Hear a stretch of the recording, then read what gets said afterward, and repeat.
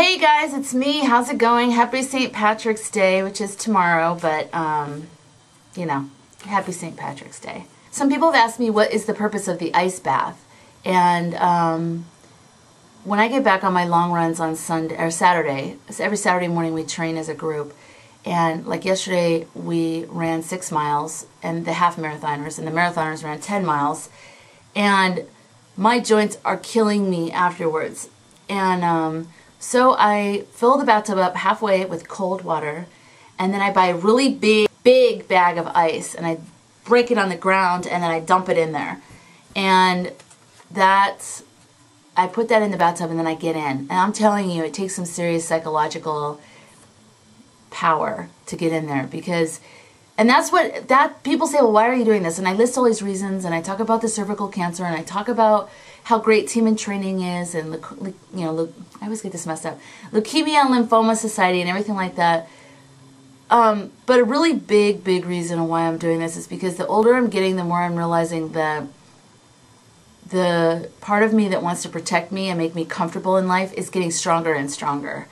And it's like it doesn't want any discomfort to come my way or something.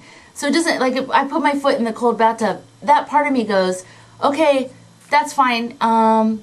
Take your foot out. Let's go lay down and watch some TV, and you'll feel much better. Like, it doesn't want any discomfort at all. It doesn't want to run. It doesn't want to walk. It doesn't want to, like, it just wants to, I don't know what.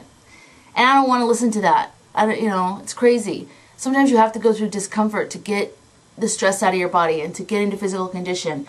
And getting into that bathtub filled with ice is good for me. It's good for my joints.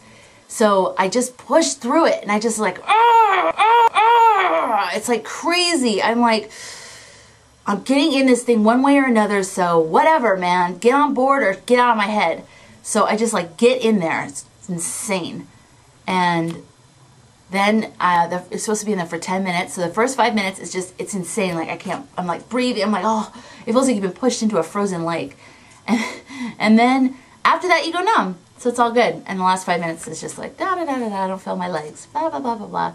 So, and then I get out and I raise my legs up, and that's it. And then I take a hot shower like a couple hours later, and it's supposed to speed up your recovery time. It helps with inflammation in the joints, and it pulls the blood away from your legs. So I think it helps with the lactic acid and the soreness. So you cut down your recovery time, which it has completely. The first week or two I didn't do this, and I mean I was sore for like the whole week. But with this, I'm just sore for like a day or two. And some of that's because I'm getting into condition too, but I like the way I feel after I take the ice baths. I feel like it's good for my joints, and athletes do it. So if athletes do it, then this girl training for a half marathon can do it too. First things first, there's somebody that I forgot to mention last week. There's actually a couple people, and I don't know, I couldn't figure it out at first, like how could I have forgotten these people? And when I was writing down their names to mention it on my video blog, I was doing it based on what scrolls on my donation page.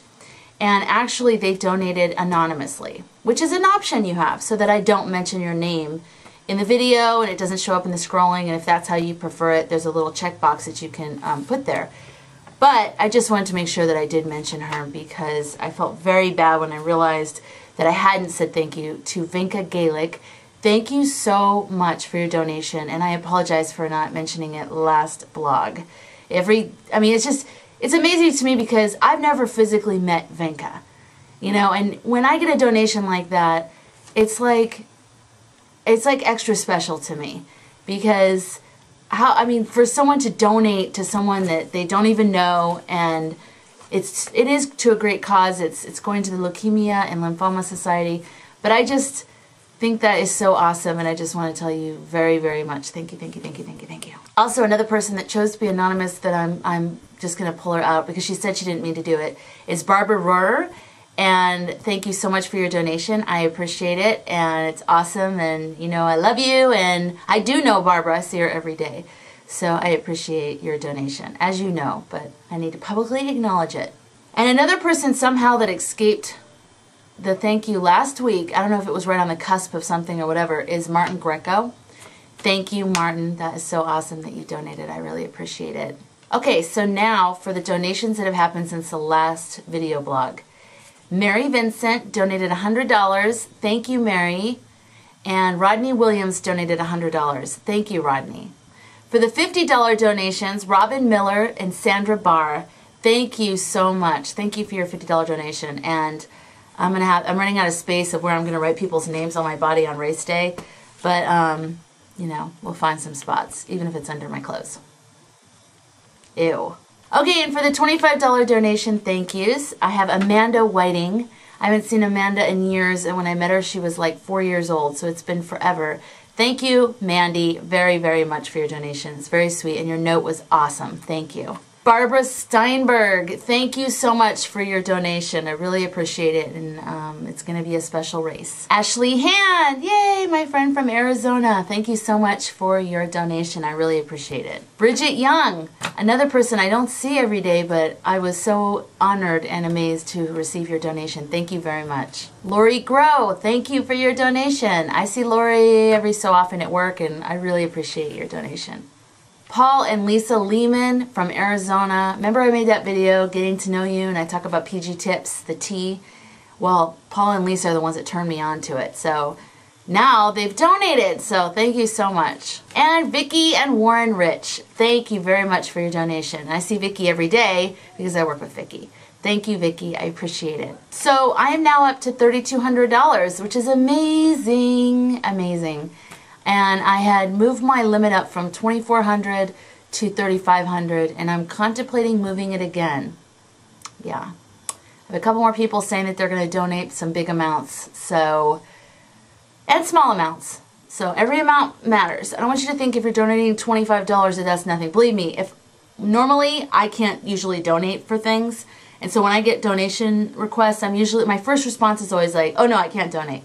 But I've changed my mind about how I'm going to do things from now on, because I've seen some people with this marathon training and with this cause donate to me when I know that they're living, you know, their means are tight and they're still donating. And I've learned a valuable lesson, and I've learned that we have more than we think we have, and I think it's a better habit to get into, to donate and to give even when you don't think you have anything, even if it's just a little amount, because I think it sets up a good energy system for yourself, because you're never really going to have, I mean, unless you win the lottery, you're never really going to have like a whole bunch of money.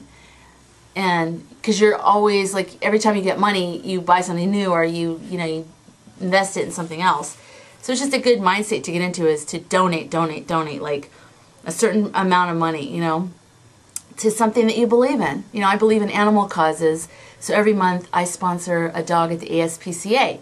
So that comes out of my bank every month automatically. So anyways, I just think it's a good thing. Plus it's good for other people, and it's a tax deduction. So I mean, win, win, win, win, win. Everybody wins. So please consider that if you're, you know, if you are like, no, I can't donate, I don't have enough money. It's a good habit to get into, is to give a little every now and then. So if you haven't donated to anybody in a long time, even if you don't want to donate to the Leukemia Lymphoma Society, that's fine. Find something you believe in. If you're a big animal person, you're a big environmental person, you love polar bears, or you love, you know, whatever. Find something that you believe in that's really important to you, and make sure that you're supporting them, because it's one thing to support it in theory and talk about it and be excited about it, but it's another when you donate money. That's ultimately what people need. So donate money or time if you want to go down and volunteer, but money they can use right away. So even just a little bit of money goes a long way. So donate to me though, but you don't have to donate to me, but I'm saying donate, like get into the habit of donating, because I'm trying to do that myself, because it's, you know, you can get into this survival mode, and I think it's important to realize that we all have a little bit, and if everybody gives a little bit, that means a lot. So you know this, I'm preaching to the choir. I'm preaching to the people that have donated. But just in case you stumbled upon this video, you're like, what's she talking about? I'm talking about giving and having good karma, and I don't know. Oh, and I have a happy birthday to Kate Brennan in New York. Kate, happy birthday to you. Oh my God, happy birthday, Kate. Happy birthday to you. Oh my God, it's your birthday. Happy birthday, dear Kate. Happy birthday to you. Okay, that was creepy. That was creepy. I didn't like that.